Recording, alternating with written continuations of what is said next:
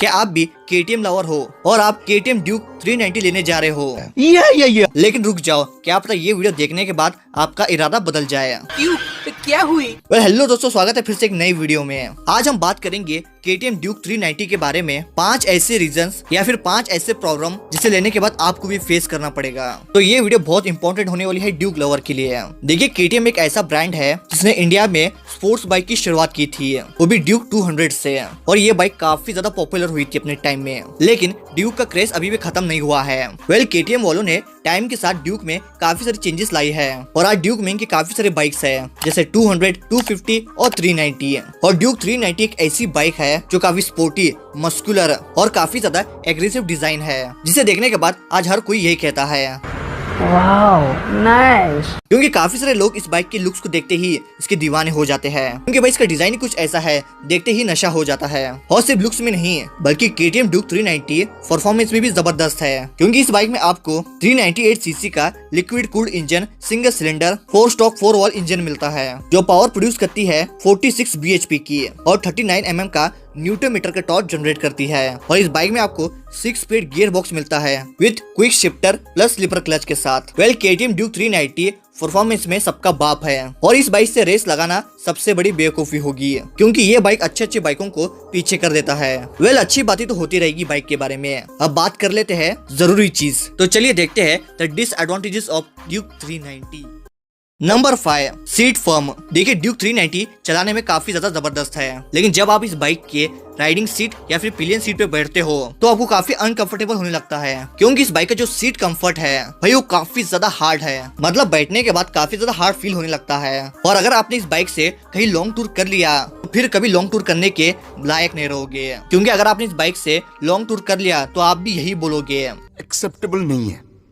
100 बात की एक बात, बाइक भले कितनी अच्छी क्यों ना हो, लेकिन जब बात कंफर्ट की आती है वो तो इस बाइक में दूर दूर तक नहीं है। इस बाइक के सीट में और थोड़ा कंफर्ट देना चाहिए। और नंबर 4 पे है इंजन वाइब्रेशन। जैसा कि मैंने अभी कहा कि ये बाइक पावर प्रोड्यूस करती है 46 bhp की। अब ये बाइक इतनी ज्यादा पावर जनरेट करती है तो जरा सोच के देखिए कि इसके इंजन में कितनी ज्यादा वाइब्रेशन होती होगी। अब काफी सारे इसके ओनरशिप ने क्लेम किया है, जब ये बाइक 120 किलोमीटर के बाद क्रूज करती है तब इस बाइक के इंजन से काफी ज्यादा वाइब्रेशन की आवाज आने लगती है। और देखा जाए तो सच भी है, अगर बाइक इतनी ज्यादा पावर देगी तो थोड़ा बहुत तो साइड इफेक्ट तो होगा। हाँ, अगर आप इस बाइक को थोड़ा आराम से धीरे से चलाते हैं तो ऐसी कोई प्रॉब्लम नहीं आती है। लेकिन आपको तो पता ही है कि जिसके हाथ में ड्यूक 390 है वो बंदा कभी भी 100 के नीचे स्पीड में कभी नहीं चलाता।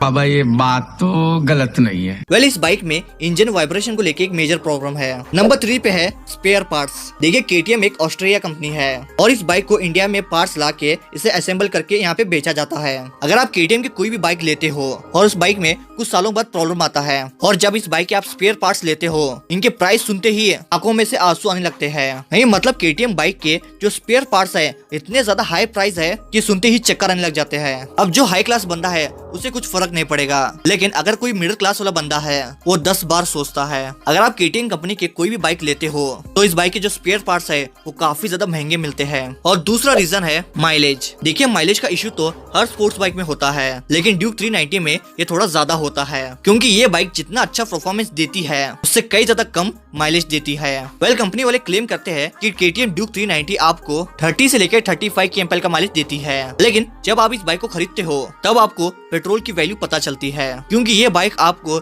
20 से लेकर 25 kmph का माइलेज देती है। वैसे अब देखा जाए तो ये बहुत कम माइलेज है, लेकिन ये बात भी सच है, जो ड्यूक 390 लेता है वो माइलेज की फिक्र नहीं करता। भले वो बाइक उसे 10 का दे, 15 का दे या फिर 20 का दे, हमें इससे कोई फर्क नहीं पड़ता। लेकिन हाई सीसी के बाइक का एक प्रॉब्लम ये है कि शुरुआत में लोग इस बाइक को काफी मजे से खरीद लेते हैं, लेकिन वही लोग 6 महीने के बाद इस बाइक को बेच देते हैं। पता है क्यों? माइलेज की वजह से। और नंबर 1 पे है प्राइस।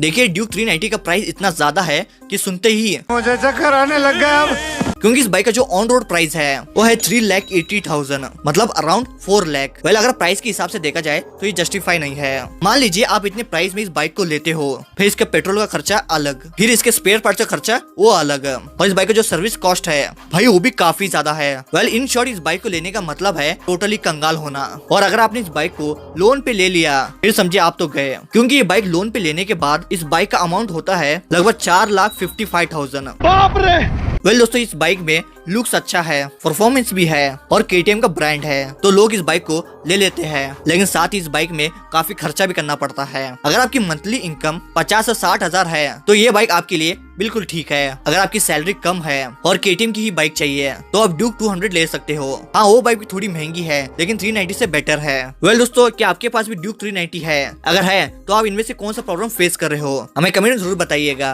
वीडियो पसंद तो लाइक जरूर कीजिए और ऐसे इंटरेस्टिंग वीडियोस देखने के लिए हमारे चैनल को सब्सक्राइब करना ना भूलिएगा। और 200 सीसी में कौन सी बाइक है सबसे ज्यादा बेस्ट, तो जानने के लिए इस वीडियो को जरूर देखिए। तो मैं मिलता हूँ किसी और वीडियो में।